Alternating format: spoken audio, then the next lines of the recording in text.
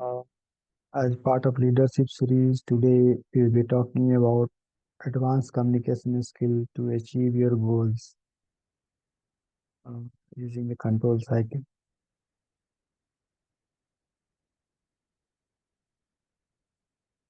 It is about concept of 21st century leader combining leadership management and entrepreneurship skills.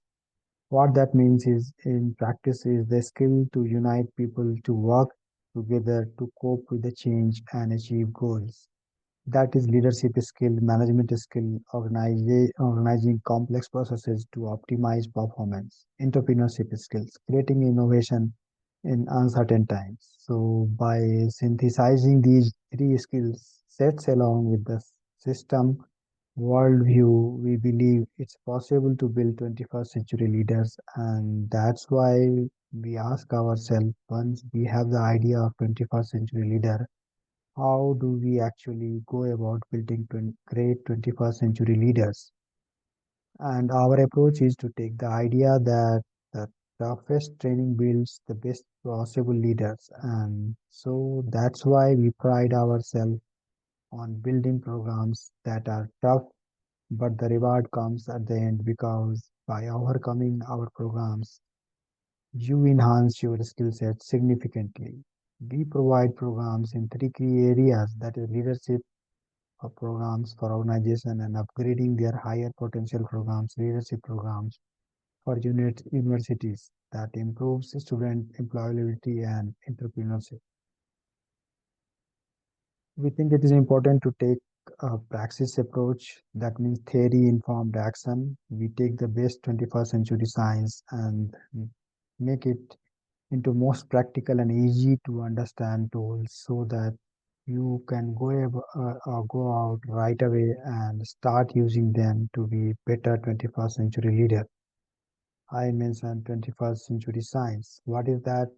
So we have taken the approach of differentiating ourselves from traditional 20th century management science approach because we believe that's an outdated way of thinking in a world that no longer exists. Instead, we look to systems science and complexity science, and we use these 21st century technologies to provide you with the cutting edge learning. So, the science that powers this learning module on communication is called cybernetics. It is the science of communication and control. Don't worry, we won't have to learn too much about the details of the science, but what you need to know is that it's incredibly powerful and exciting. What we are going to learn in this first video is the incredible idea of control cycle and how five key activities drive all control in the whole world. Why does that matters and what does it have to do with the communication? Well, the advanced idea behind communication skill is that it is much more than just simply transmitting information.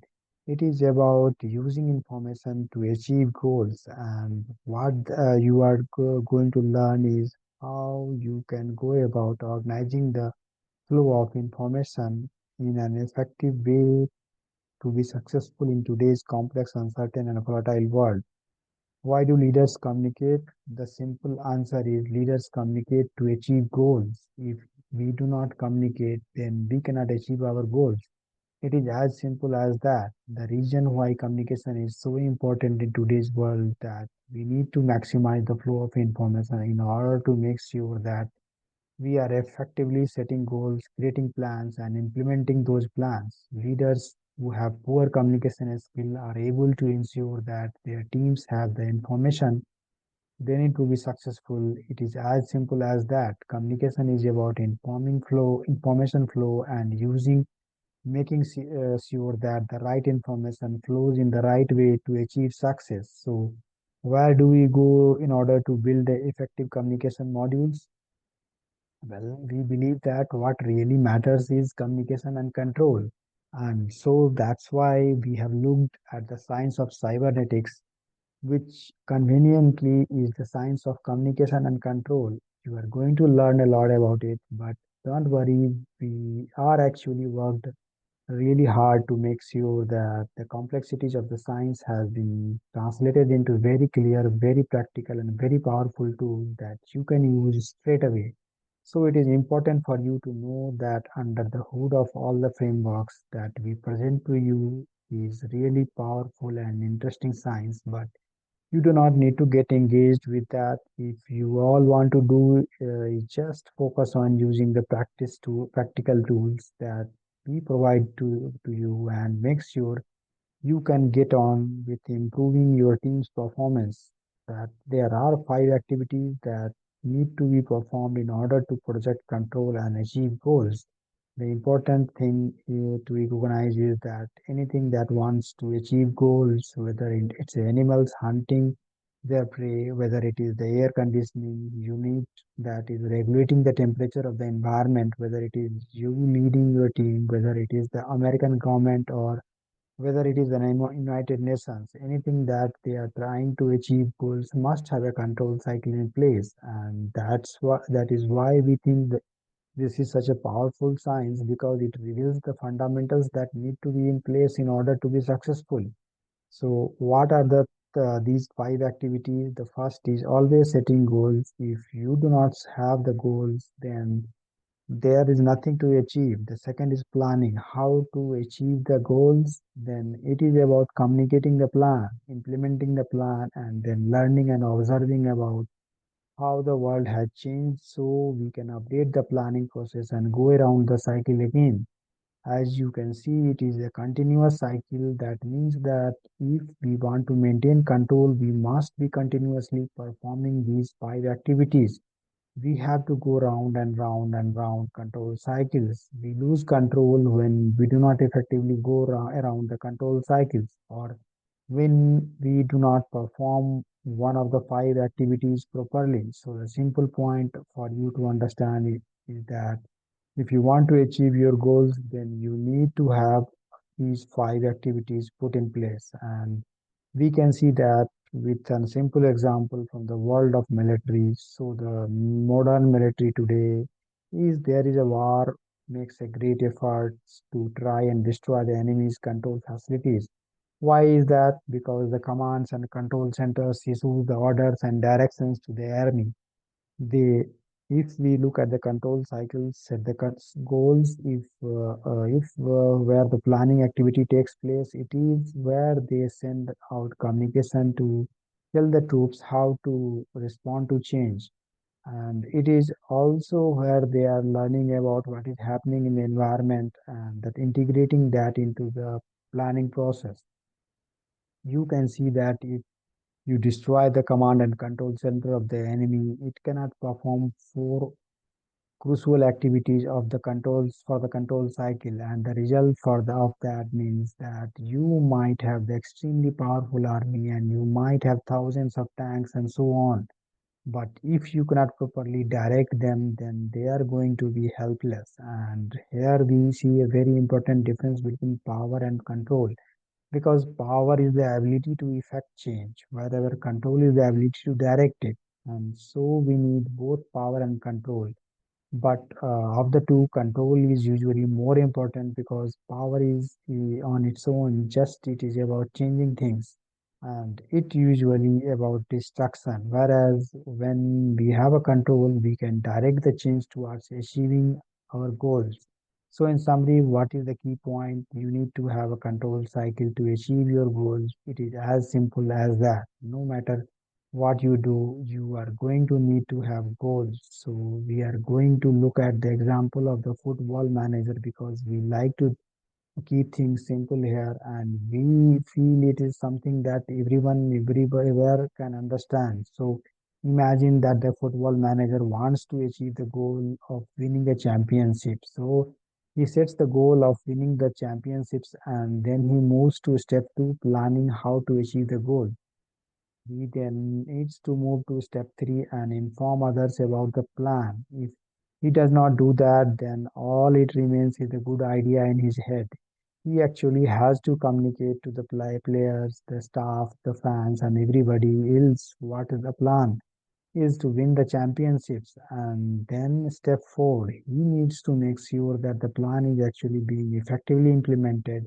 It is not just because not being talked about, it is actually being done. And then step five, he needs to make sure he's learning about how the world is changing because you cannot just perform the plan.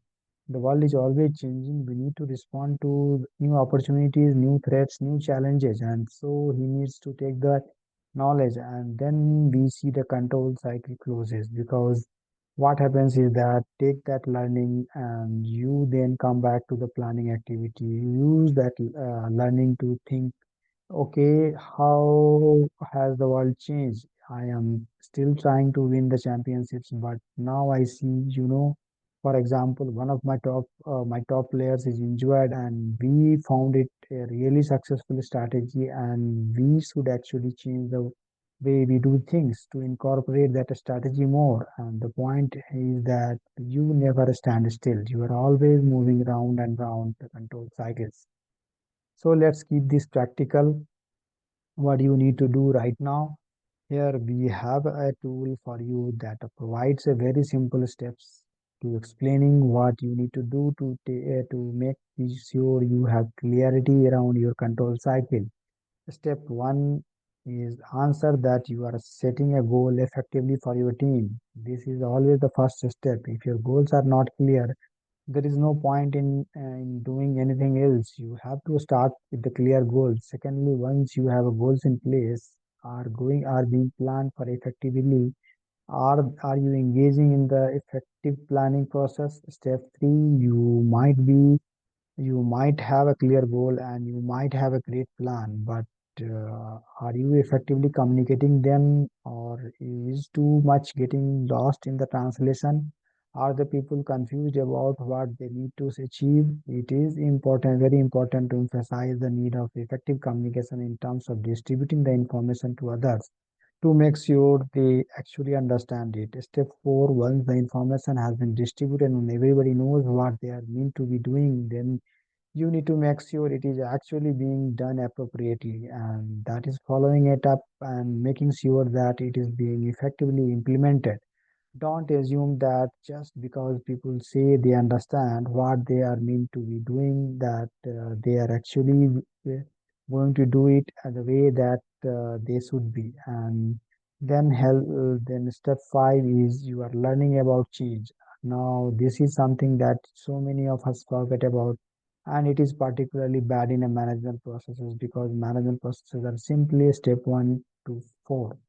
They do not incorporate step five, and they particularly do not incorporate step five. Moving back to the step two, it is very important in today's modern world, what is changing so quickly, to learn about change. And the faster you learn about the change, and the faster you can respond to it. So the point about step five is, are you learning about change? Are you listening to how the world is changing and then incorporating that into the planning activity?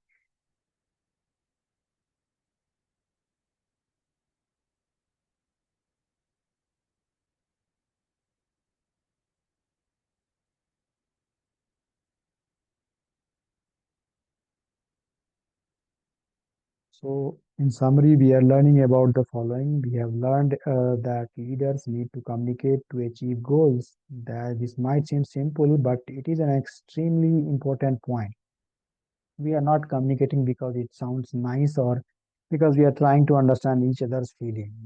Those are all important aspects, but the fundamental point of communication for leaders is to make sure that they and their team and their organizations are moving forward to achieving their goals. In particular, and very specifically, the communication must flow around an effective control cycle. What we are not communicating about random things, we are communicating about five fundamental activities: setting goals, creating plans, communicating the plans, implementing the plans, and learning about how the world has changed and incorporating that into the planning process. You need to be communicating about these five things, and that takes us to the final point. As a 21st century leader, it is your job to make sure that the communication is flowing. You need to be prioritizing your time to make sure the information is moving around your organization. You need to make sure that people are having the right conversation and that information is being shared appropriately. That does not mean necessarily that you have to do everything yourself. It can be much more about creating a culture of communication, but ultimately it is up to you to make sure that that communication and information flow in your organization to ensure that you have the control you need to achieve your goals.